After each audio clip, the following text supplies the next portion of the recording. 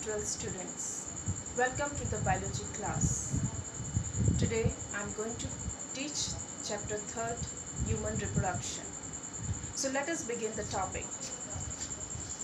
Let me just explain the structure of ova.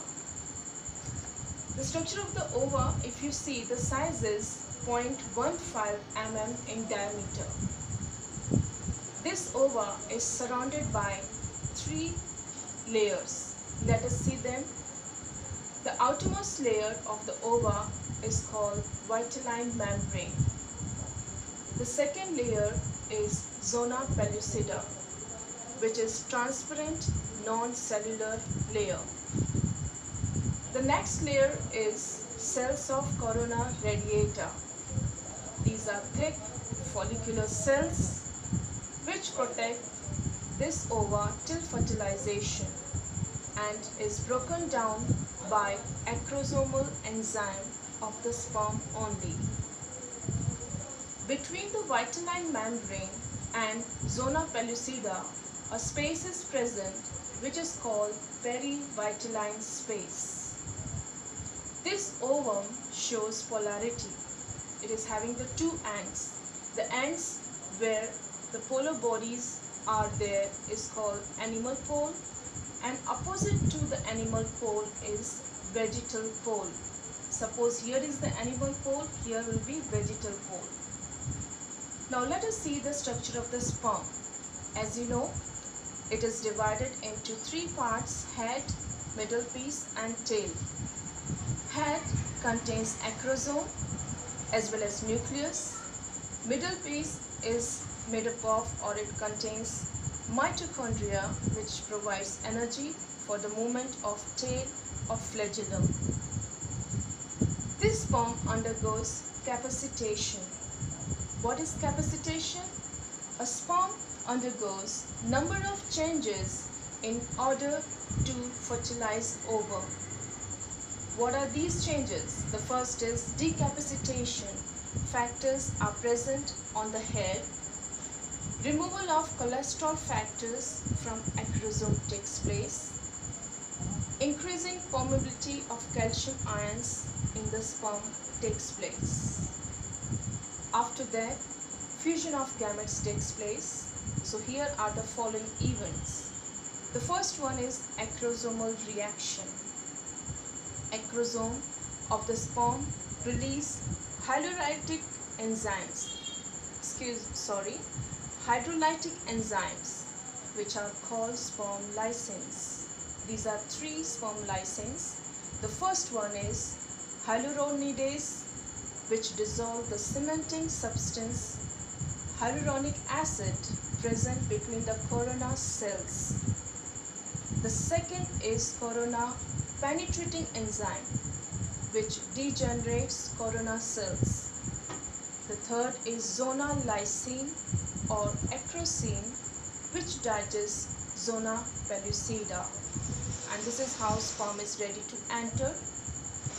Now, let us see how these gametes are species specific.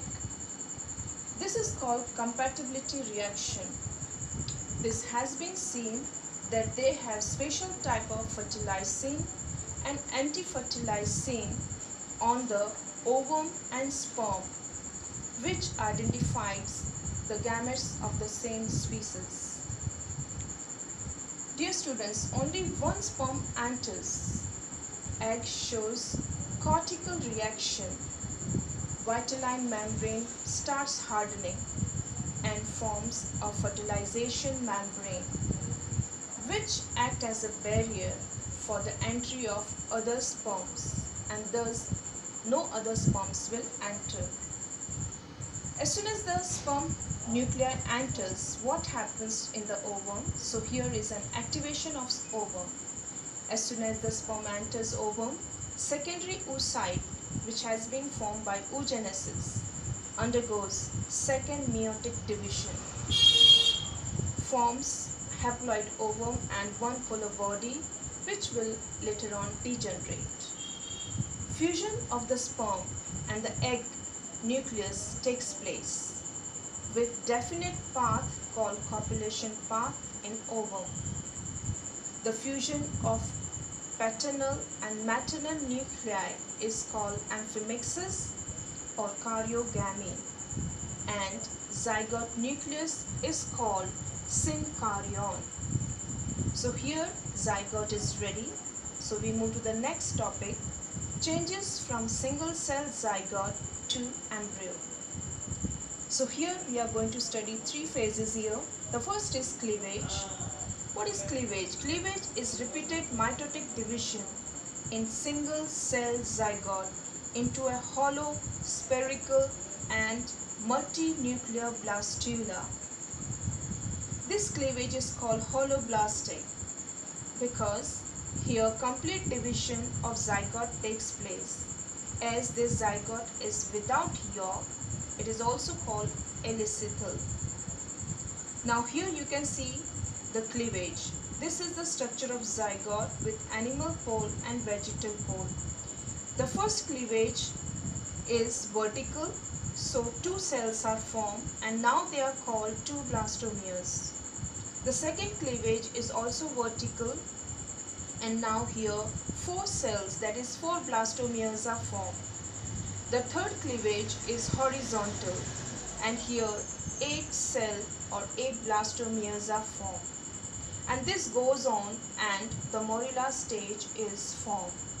This looks like mulberry, so it is also called mulberry-like morula stage. Morula is a solid ball of 16 to 32 blastomeres.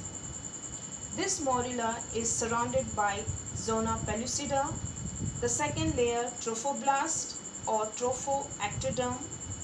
Inside there is inner cell mass.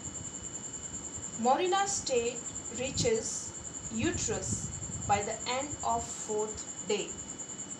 And now comes the next topic, blastocyst formation, also called blastula. This is the female reproductive tract and this is morula. The wall of the uterus is called endometrium.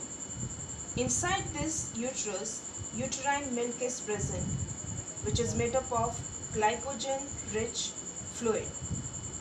This fluid enters the morula and forms this structure. This is called blastocyst. What are the arrangement of the cells? The outermost layer is called zona pellucida, which will degenerate. This is inner cell mass has shifted to one side because of the fluid filled inside. The outermost layer is called trophoblast. And this cavity is called blastocele cavity. 5th day after fertilization, as zona pellucida disappears, the blastocyst enlarges and shifts inner cell mass to outward. The inner cell mass forms embryonal knob, which give rise to the embryo. So here the blastula is over and last is implantation. Implantation is the attachment of the blastocyst to the endometrium of the uterine wall. The cells of the trophoblast secretes lytic enzyme that helps the blastocyst to penetrate into uterine wall, and thus the implantation is completed. Thank you and have a nice day.